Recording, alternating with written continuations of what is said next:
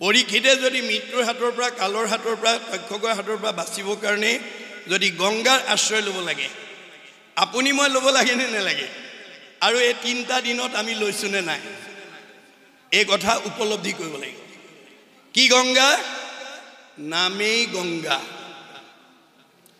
নামে নাটাৰিলে জীৱ আৰু কোনে তাৰে খবৰটো পোৱাৰ লগে লগে ৰাজ্যৰ দেৱঋষি ৰাজঋষি ব্ৰহ্মঋষি ঋষিজকে প্ৰমুখ্য কৰি গণ্যমান্যসকল আহি পৰীক্ষিতৰ সন্মুখত সমবেত হ'ল এই কথাটোৱে আমাক কি শিকাইছে 1 নম্বৰ ঘিলামৰা গাঁৱৰ চাৰিসীমাত বিভিন্ন জাতি জনগোষ্ঠী বিভিন্ন পৰিয়াল বিভিন্ন বংশ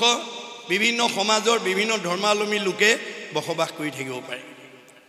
জাতিৰ ভিন্নতা থাকিব পাৰে পৰিয়ালৰ ভিন্নতা থাকিব পাৰে সমাজৰ ভিন্নতা থাকিব পাৰে কিন্তু আত্মাৰ ভিন্নতা নাই আত্মা দৃষ্টিত আমি সব ভগৱানৰ অংশ জীৱ তোমাৰ সেই অংশ আমি যত জীৱ যাক আমি সকলো আত্মা দৃষ্টিত এক ভগৱানৰ পৰা আহিছো আৰু ভগৱানৰ ঘৰলৈ ঘূৰি যাব লাগিব সেই ভালৰ পৰা আমাৰ মাজত কোনো পাৰ্থক্য নাই আত্মা দৃষ্টিত 1 নম্বৰ ঘিলামৰা গাঁৱত কোনো বিসংগতি হলে কোনো লোকৰ বিপদ আপদ হলে খবৰ এটা লোৱাটো সহানুভূতি এটা দিয়াটো আমাৰ মানৱীয় ধৰ্ম মনত ৰাখিব কথা সকলোকে সন্মুখত দেখা পোৱাৰ লগে লগে মৃত্যুৰ আগত পৰীক্ষিতে প্ৰেৰণা পালে সাহস পালে আৰু প্ৰশ্ন কৰিলে কোৱা দেৱঋষি কোৱা ৰাজঋষি কোৱা ব্ৰহ্মঋষি কোৱা ঋষিজ কোৱা গণ্যমান্যসকল কি কৰিলে মই তক্ষকৰ দংশনৰ পৰা নিজক বচাব পাৰিম ৰজাৰ প্ৰশ্ন শুনি প্ৰত্যেকে নিজা নিজা মত আগবঢ়ালে কোনোৱে ক'লে তপ কৰা কোনোৱে ক'লে জপ কৰা কোনোৱে ক'লে যজ্ঞ কৰা কোনোৱে ক'লে দান কৰা কোনোৱে ক'লে তীৰ্থ কৰা কোনোৱে ক'লে স্নান কৰা নানা ঋষিৰ নানা মত নানা ঋষিৰ নানা মতে পৰীক্ষিতৰ মৃত্যু ভয় আঁতৰ কৰিব নোৱাৰিলে কিয় কাৰণটো একাদশ স্কন্ধ ভাগৱতত গুৰুজনাই লিখি থৈ গৈছে ভগৱন্তৰ সৃষ্টি চাৰিমুঠি জীৱৰ ভিতৰত একমাত্ৰ মানুহেহে ঈশ্বৰক ভজনা কৰি এই পৃথিৱীৰ পৰা মুক্তি লৈ পেলাই নিজৰ ঠাইলৈ ঘূৰি যাব পাৰে তাৰ বাদে আৰু দ্বিতীয় কোনো জীৱ নাই গতিকে জীৱশ্ৰেষ্ঠ মানুহ হিচাপে অকল অসমৰ ভাৰতৰ সংঘৰ অনাসংঘৰ বামুণীয়া কীৰ্তনীয়া সত্ৰ সমাজৰ বুলি নহয় জীৱশ্ৰেষ্ঠ মানুহ হিচাপে আমি কি ধৰ্ম ল'লে কেনেকৈ ঈশ্বৰক ভজিলে আমি এই মায়াময় সংসাৰখনৰ পৰা নিজক উদ্ধাৰ কৰি লৈ যাব পাৰোঁ সেই সম্পৰ্কে ভগৱন্তই নিজৰ মুখেদি কৈ থৈ গৈছে আৰু আন ধৰ্মবিলাক ঋষিবিলাকৰ মুখেদি কৈছে আন ধৰ্ম ঋষিৰ মুখে কৰাইলা বেকত কহিলা আপোন মুখে নিজ ধৰ্ম যত যিটো ধৰ্ম আচৰণ কৰিলে আমি এই সংসাৰৰ পৰা উদ্ধাৰ হ'ব পাৰিম সেই ধৰ্মটো তেওঁৰ মুখেদি কৈ গৈছে সেইটোৱে হৈছে ভাগৱত ধৰ্ম ভক্তি ধৰ্ম নাম ধৰ্ম অৱশেষত শুকদেৱে আহি প্ৰথম স্কন্ধৰ পৰা দ্বাদশ স্কন্ধ ভাগৱত 7 দিন 7 ৰাতি মৃত্যুমুখী পৰীক্ষিত 7 দিন আছে পৰীক্ষিতৰ যদি 7 দিন আছে আমাৰ কেইদিন আছে আমাৰো 7 দিন আজি কি বাৰ সোমবাৰ অহা দেওবাৰলৈকে আজি সোমবাৰৰ পৰা অহা দেওবাৰলৈকে আমাৰ প্ৰত্যেকৰে হাতত ঈশ্বৰৰ কথা শুনা 7টা দিনে আছে কোনে জানে মই ঘৰ পামগে নে নেপাম পদ্মৰ পত্ৰৰ নীৰ পৰি যেন নহি থিৰ সেইমতে জীৱন চঞ্চল আমাৰ দেহত থকা জীৱটো পদুম পাতৰ পানীৰ লগত তুলনা কৰিছে গুৰুজনাই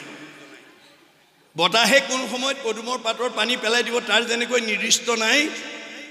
আপুনি ময়ো কোন সময়ত কোন পৰিস্থিতিত আমাৰ দেহৰ পৰা জীৱ ওলাই যাব তাৰো সিদ্ধান্ত নাই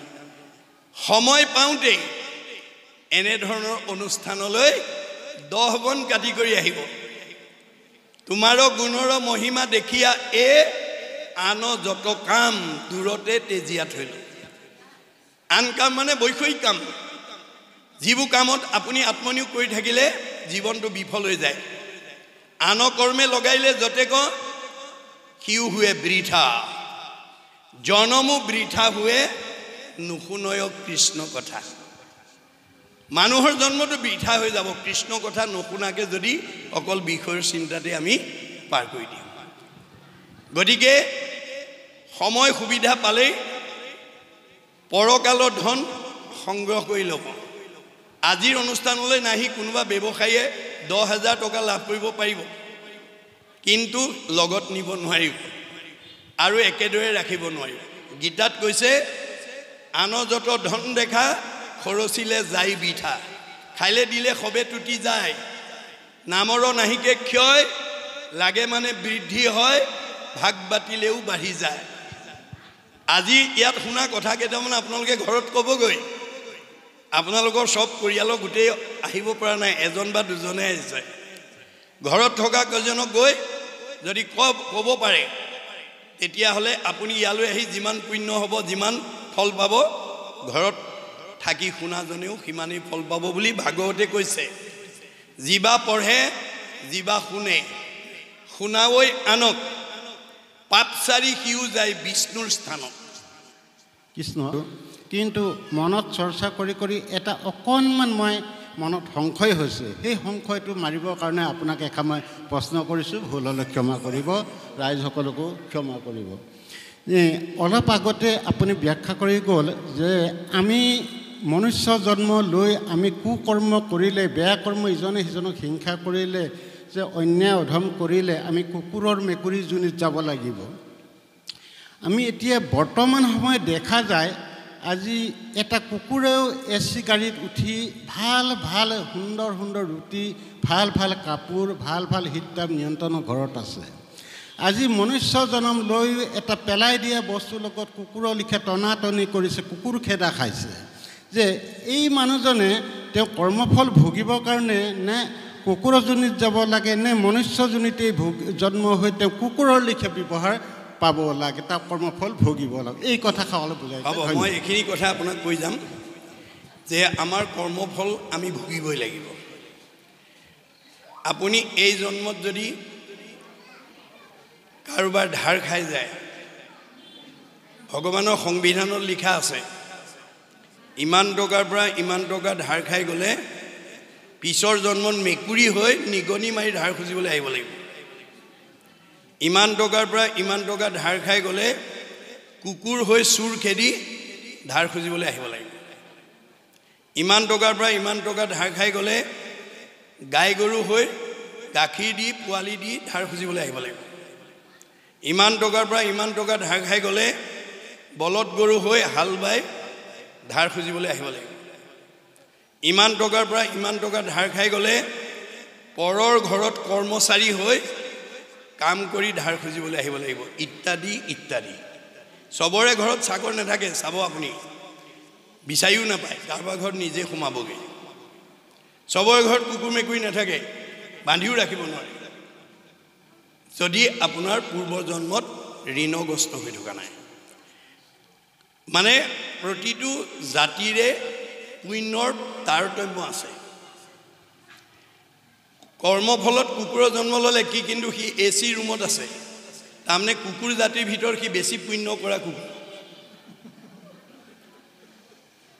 সি আপোনাৰ মোতকৈ আপুনি মই মানুহ হৈ তেনেকুৱা ৰুম এটাত থাকিবলৈ পোৱা নাই আমাৰ পুণ্যটো তাতকৈ কমি আছে পুণ্য অনুপাতেহে আপুনি ভোগ কৰিবলৈ পাব প্ৰতিটো জীৱৰে প্ৰতিটো জাতিৰে প্ৰতিটো সমাজৰে আপুনি চাবচোন কথাটো সব সমাজতে ভাল বেয়া মানুহ আছে ধনী দুখীয়া মানুহ আছে গতিকে হেতু পূৰ্ব পুণ্য প্ৰাৰব্ধ বুলি কৈছে প্ৰাৰব্ধ পুণ্য বেছি লৈ পেলাই যি মানুহ আপোনালোকৰ এই 1 নম্বৰ খিলামৰাত বাস কৰি আছে সি সবতকৈ ওপৰত থাকিব মধ্যম পুণ্য লৈ আহাজন মধ্যমত থাকিব কম পুণ্য লৈ আহাজন কমত থাকিব পুণ্য অনুপাতেহে আপোনাক ভগৱানে প্ৰতিষ্ঠা কৰিব ভগৱানে এক বিন্দু ইফাল সিফাল কৰিব নোৱাৰে বাস্তৱতে এজন পৰীক্ষকে পৰীক্ষাৰ নম্বৰৰ ওপৰত ভিত্তি কৰিহে উপাধি দিব পাৰিব তেওঁ ষ্টেণ্ড কৰিছেনে, ডিষ্টিংশ্যন পাইছেনে,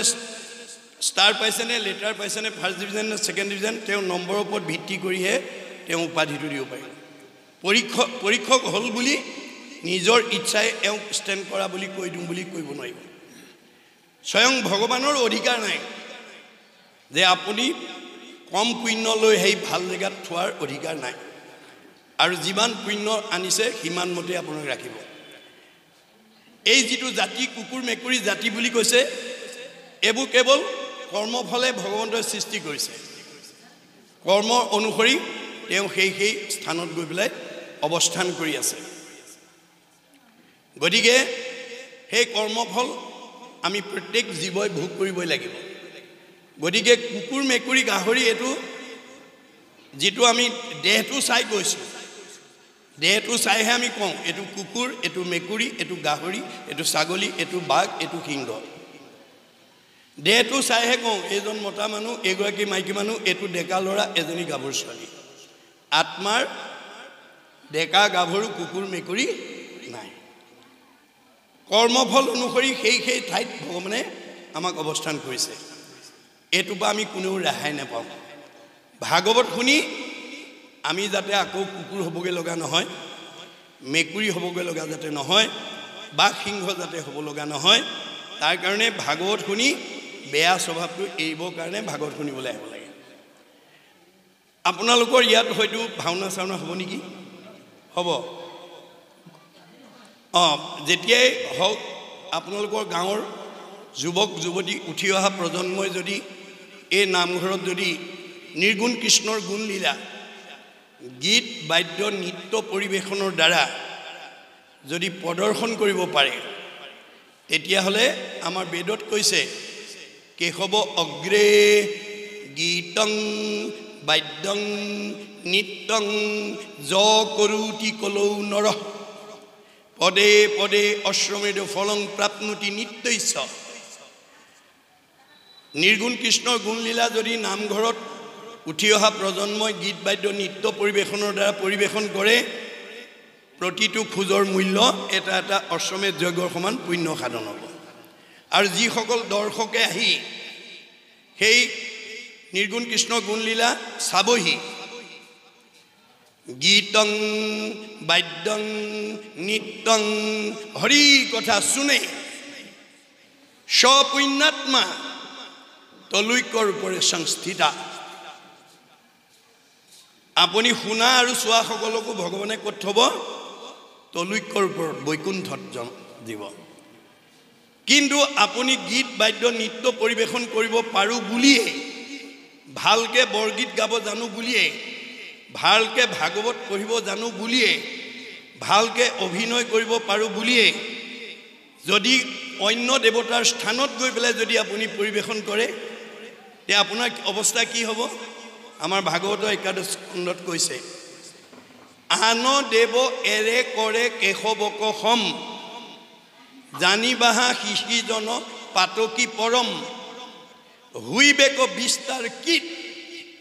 জন্মে জন্মে মৰি অৰ্জুনত গীতাত কহিলা দেৱ হৰি। গীতাত অৰ্জুনক ভগৱন্তে কৈছে, ইহাতে নিৰ্গুণ কৃষ্ণ গুণলীলা পৰিৱেশন কৰিলে প্ৰতিটো খোজৰ মূল্য অশ্বমেধ যজ্ঞ সমান হ'ব। কিন্তু আপুনি যদি ভগৱন্তৰ নাম নি পেলাই যদি আন দেৱতাৰ স্থানত পৰিৱেশন কৰে, তাৰ ফলে তেওঁ বিস্তাৰ কীট হ'ব লাগিব। এয়া বেদৰ। গতিকে কৰ্মফলে আপোনাৰ থাকিব। কুকুৰৰ ভিতৰতে আপুনি এচিত থকাটোৰ কথা ক'লে নহয়, আকৌ এটা বৰ অনাই বনাই ঘূৰি ফুৰাৰো আছে নহয় এবিধ, যিটো কুকুৰে মানে ইঘৰলৈ গ'লে ফৰ্মুঠি দলিয়াই, সিঘৰলৈ গ'লে ফৰ্মুঠি দলিয়া কুকুৰো আছে নহয়। তেতিয়া আপুনি কি বুজিব লাগিব? জাতি একেটাই, কিন্তু সেইটো বেছি পুণ্যৱান। কুকুৰৰ ভিতৰত পুণ্য কৰি আহিছে, সেইকাৰণে গৈ সেই এচি ৰুমত থাকিবলৈ পাইছে। পুণ্যৰ তাৰতম্য অনুপাতেহে আপোনাক দিব। আৰু জাতিটো চিনি পাবৰ কাৰণেহে সৃষ্টি কৰিছে, দেহটো চিনি পাবৰ কাৰণে সৃষ্টি কৰিছে। দেহটো আত্মা নহয়, আমাৰ দেহটো চিনি পাবৰ কাৰণে সৃষ্টি কৰিছে। দেহটো চাইহে কওঁ এওঁ মতা এওঁ মাইকী। দেহৰ নাম এটা এটা আছে, আমাৰ প্ৰত্যেকৰ নাম এটা এটা দি থৈছে কি কাৰণে দিছে দাৰ্শনিক পণ্ডিতে কৈছে a name is a kind of face whereby one is known আমি ইজনে সিজনক চিনি পাবৰ কাৰণে নাম এটা এটা দি থৈছে নামটো আত্মা নহয় দেহটো আত্মা নহয় যিদিনাখন আত্মা আমাৰ দেহৰ পৰা ওলাই যাব নামধাৰী দেহটো কাষ্ঠ যেন থাকিবে ক মাটিত পৰিয়া হেন দেহ আপোনাৰো বুলাকি লাগিয়া আজি আমাৰ সমাজত বহুতে দেহটোকে আত্মা বুলি ভাবে দেহৰ সুখ ভোগৰ কাৰণে দিনৰ দিনটো কৰি থাকে ঈশ্বৰৰ কথা শুনিবলৈ সমাজলৈ আহিবলৈ নামঘৰলৈ আহিবলৈ তেওঁৰ অৱকাশ নাই যিটো শৰীৰৰ অৰ্থে কৰা কৰ্ম না প্ৰাণ গলে হ হইব তাহাক নাজানা ৰাতিপুৱা শুই উঠাৰ পৰা গধূলা খোৱালৈকে জন্মৰ পৰা আজি তাৰিখলৈকে এনেকুৱা বহুত মানুহ আছে নামঘৰলৈ আহিবলৈ সময় নাই ভকতৰ সংগলৈ আহিবলৈ সময় নাই ঈশ্বৰৰ কথা এটা শুনিবলৈ সময় নাই কেৱল শৰীৰটোকে ৰাখিবৰ কাৰণে তেওঁ লাগি আছে কিন্তু ভগৱান গুৰুজনে কৈছে যিদিনাখন তোমাৰ সেই দেহটোৰ পৰা আত্মা ওলাই যাব তুমি যে হলৈ ৰূপান্তৰ হইবা কাষ্ঠ যেন থাকিবে কো মাটিত পৰিয়া কাঠ পৰা দি যে পৰি থাকিবা সেইটো কথা নাজানা আৰু যিবোৰ পৰিয়ালক খোৱাবৰ কাৰণে তুমি উৰে জীৱনটো কষ্ট কৰিলা তেওঁ ওলাই যোৱাৰ পিছত কি হ'ব মানে ইষ্টমিত্ৰ কুটুম্ব দেখা যতজন অখুজি বুলিয়া নকৰিব দৰ্শন তোমাক চালে গা ধুব লাগে বুলি তুমি ভবা আপোনজন চাবলৈও নাই কেনেবাকে যদি পুহমহীয়া এতিয়া আহি থকা পুহ মাহৰ ৰাতি 12টাত যদি তেওঁ কেনেবাকে এইটো দেহৰ পৰা ওলাই যায় কাষৰ মানুহগৰেও চালে গা ধুব লাগিব বুলি লেপৰ তলৰ পৰা ওলাই নাহিব বুজি পাইছেনে চালে গা ধুব লাগিব বুলি লেপৰ তলৰ পৰা ওলাই নাহিব গতিকে সেইবিলাক ইষ্টমিত্ৰৰ মোহত পৰি আমি যাতে ঈশ্বৰত আশ্ৰয় ল'বলৈ ঈশ্বৰত শৰণ ল'বলৈ যাতে অপেক্ষা কৰি থাকিব নালাগিব আজিৰ দৰে ভক্তি পথত বহুতে আপোনালোকক সমালোচনা কৰিব সেই কিগৰাকী চোৱা কল্পনাময়ী মানে মিনতী মাধৱীলে চোৱা একেবাৰে কাণত গামোচা লৈ 11 বজাতে টিকলোকে 1 নম্বৰ মানে এই হেৰি নামঘৰলৈ ভাগৱত শুনিবলৈ গৈছে আপোনালোকক সমালোচনা কৰিব কিন্তু গুৰুজনে কি কৈছে আপোনা মোক সমালোচনা কৰাটো সৰু কথা বৰা শইকীয়া বৰগোহাঁই মানে কোঁৱৰক সমালোচনা কৰাটো সৰু কথা স্বয়ং ভগৱান কৃষ্ণকো এটা পক্ষই সমালোচনা কৰিছে কৃষ্ণক কলংক দুষ্টে দিলা কেনে দেখা আন সামান্যৰ ইটো কোনো লেখা আপোনা মোক কোনোবাই বেয়া বুলি কোৱাটো কি ডাঙৰ কথা সেইকাৰণে গুৰুজনে আমাক সাৱধান কৰি দিছে হেন জানি মনস্থিৰ কৰা নাৰী নৰ নিন্দিলেও ভকতি নেৰিবা মাধৱৰ কোনোবাই বেয়া বুলি ক'লেও আমি ভক্তি পথৰ পৰা যাতে আঁতৰি যাব লগা নহয় তাৰ কাৰণে গুৰুত্ব দিব দেই ভক্তিৰ পথত ঈশ্বৰত আশ্ৰয় লোৱা পথত যদি পিতৃ মাতৃ গুৰুৱেও বাধা দিয়ে সমাজেও যদি বাধা দিয়ে পৰিয়ালে যদি বাধা দিয়ে স্বামীয়ে যদি বাধা দিয়ে সমস্ত বাধা অতিক্ৰম কৰিলেও দুখ নহয় বুলি বেদে সিদ্ধান্ত দিছে গুৰু ত্যাগ কৰিলা বিৰু চনেৰ নন্দন ভাতৃ ত্যাগ কৰিলা ৰাক্ষস বিভীষণ প্ৰহ্লাদে কৰিলে ত্যাগ আপোনাৰ পিতা ভগৱান ভৰতে তেজিলে নিজ মাতা গোপীগণে স্বামী ত্যাগ ভাগৱতে শুনি সৰ্বদেৱ ত্যাগ কৰিলা ভৃগু আদি মুনি বিদুৰে কৰিলে ত্যাগ নিজ জ্ঞাতিগণ শুনা সৰ্বজন ইটো শাস্ত্ৰৰ বচন শাস্ত্ৰই আমাক এই শিক্ষা দিছে কাক জীৱশ্ৰেষ্ঠ মানুহ আপুনি য'তেই থাকক যি জাতি কুলতে থাকক জীৱশ্ৰেষ্ঠ মানুহ হিচাপে বেদে আমাক এই সিদ্ধান্ত দিছে এই সিদ্ধান্ত ল'ব লাগিব যে কি নহওক অৱশেষত শুকদেৱৰ মুখে পৰীক্ষিতে যেতিয়া দ্বাদশ স্কন্ধ ভাগৱত শুনিলে 12 স্কন্ধ ভাগৱত যদি পৰীক্ষিতৰ দৰে আপোনালোকে শুনাৰ সৌভাগ্য পায় কৰ্ম আঁচনি লয় আপুনি উদ্ধাৰ হৈ যাব গতিকে দ্বাদশ স্কন্ধ ভাগৱত শুনাৰ লগে লগে ব্ৰহ্মজ্ঞান প্ৰাপ্ত হ'ল। মই ইমান সময় যিটো মৰিম বুলি ভাবি আছিলোঁ তাৰ দেখোন মৃত্যুৱেই নাই। অৰ্থাৎ আমাৰ জীৱৰ মৃত্যু নাই। মৃত্যু কাৰ আছে? দেহৰেহে ধৰ্ম জনম মৰণ। আমাৰ দেহটোহে জন্ম মৃত্যু আছে, জীৱৰ নাই। জীৱৰ কি আছে? সংস্কাৰ আৰু গতি। আমাৰ গতিটো কেনেকুৱা হ'ব আৰু সংস্কাৰ কেনেকৈ হ'ব? গীতাত কৈছে যেন জোকে তীৰ্ণ পাৰিলে এৰয় অপৰ, জীৱৰ দেহৰ জানা সেহি পতন্তৰ। আমাৰ দেহত থকা জীৱটো চেনী জোকৰ লগত তুলনা কৰিছে। চেনী জোকে মুখৰ আগত আন এডাল বন নোপোৱালৈকে পিছৰডাল এৰি নিদিয়ে। আমাৰ দেহত থকা জীৱটোৱে আন এটা দেহ নোপোৱালৈকে এইটো দেহৰ পৰা ওলাই নাযায়। যেন নৱ বস্ত্ৰক পুৰুষে পিন্ধে আগ, পুৰাতন বস্ত্ৰ পাছে কৰে পৰিত্যাগ। আপুনি ফটা চোলা এটা পিন্ধি আছিলে, বজাৰৰ পৰা নতুন এটা অনাৰ লগে লগে আমি পুৰণাটো পেলাই যেনেকৈ নতুনটো পিন্ধো, আমাৰ দেহত থকা জীৱটোৱে এই পুৰণা দেহটো এৰি নতুন দেহলৈ গুচি যাব। এতিয়া আপোনাৰ দেহত থকা জীৱটোক আপুনি ওপৰলৈ পঠিয়াব নে তললৈ পঠিয়াব? জীৱৰ গতিহে আছে, হয় ওপৰলৈ যাব নহয় তললৈ যাব। আজিৰ দৰে যদি ভাগৱত শুনি জীৱন্ত অৱস্থাত জীয়াই থকা কালত প্ৰথম স্কন্ধৰ পৰা দ্বাদশ স্কন্ধ ভাগৱত নিজাববীয়াকৈ পঢ়ি হওক, পৰিয়ালত শুনি হওক, সমাজত শুনাৰ যদি সৌভাগ্য পায়, আপোনাৰ জীৱ সংস্কাৰ হৈ যাব। সংস্কাৰী জীৱ কেতিয়াও তললৈ যাব নালাগে, সি ওপৰলৈ গৈ থাকিব। এয়া ভাগৱতৰ মত, এইটো বিজ্ঞানৰ মত। বিজ্ঞানে স্বীকাৰ কৰিছে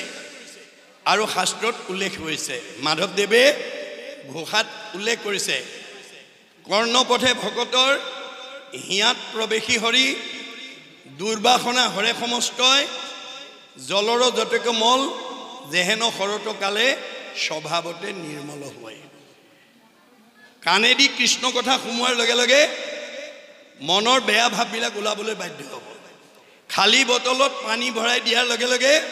তাৰ ভিতৰৰ বায়ু ওলাই যাবলৈ বাধ্য হ'ব। এইটো বিজ্ঞানসন্মত সত্য। আপুনি কিমান কৃষ্ণ কথা শুনি বেয়া কথা উলিয়াইছে সেইটো আপোনাৰ ওপৰত নিৰ্ভৰ কৰে। গতিকে কৃষ্ণ কথা শুনা মানুহ ইমান নিৰ্মল হৈ যাব। বিজ্ঞানে কৈছে যে আমাৰ এই পৃথিৱীৰ উপৰিভাগত যি বায়ুমণ্ডল আছে তাক ঘনত্বৰ ওপৰত 3টা স্তৰত ভাগ কৰি দেখুৱাইছে। প্ৰধানকৈ টপস্ফিয়াৰ, টেট্ৰস্ফিয়াৰ, আইনস্ফিয়াৰ। আটাইতকৈ ওপৰত থকা আইনস্ফিয়াৰক বৈতৰণী সাগৰ বা নদী হিচাপে কল্পনা কৰা হৈছে। ভাগৱত শুনা জীৱ ইমান নিৰ্মল হৈ যাব, প্ৰয়াণৰ লগে লগে 3টা স্তৰ ভেদ কৰি ৰকেটৰ দৰে 14 ব্ৰহ্মাণ্ডৰ বাহিৰত শুদ্ধ জীৱৰ কাৰণে, ভকতৰ কাৰণে নিৰ্মাণ কৰি থোৱা বৈকুণ্ঠত অৱস্থান কৰিব আৰু ঘূৰি আহিব নালাগে। ভাগৱত নুশুনা মানুহ যিমান ধনৱন্ত, বিদ্যাৱন্ত, শ্ৰীমন্ত নহওক কিম্বা 3টা লেয়াৰৰ ভিতৰতে অহা যোৱা কৰি থাকিব লাগিব। পুনৰপি জনমম পুনৰপি মৰণম, পুনৰপি জনমম পুনৰপি মৰণম। আপুনি দামী কাপোৰ পিন্ধিছোঁ বুলি যদি তাত চাবোন চাৰ্ফ ব্যৱহাৰ নকৰে, তাৰ মলি আঁতৰ হ'ব নেকি? দামী কাপোৰ পিন্ধিলোঁ বুলি যদি মই দামী কাপোৰ পিন্ধিছোঁ, মই চাবোন চাৰ্ফ নলগাওঁ, মলি আঁতৰ হ'ব নেকি? যিমান দামী কাপোৰেই নহওক মলি পৰিবই, আৰু মলি আঁতৰাবলৈ চাবোন চাৰ্ফ ব্যৱহাৰ কৰিব লাগিব। আপোনালোকৰ 1 নম্বৰ ঘিলামৰা গাঁৱত যিমান ধনী মানুহ নাথাকক কিম্বা, যিমান বিদ্যাৱন্ত নাথাকক কিম্বা, যিমান সম্পদশালী নাথাকক কিম্বা, ভাগৱত শুনিবই লাগিব। ভাগৱত নুশুনা জীৱ সংস্কাৰ হ'ব নোৱাৰে। আমাৰ জীৱৰ সংস্কাৰ আৰু গতি আছে। এই কথা শুকদেৱে আহি এই 7ম স্কন্ধ ভাগৱতত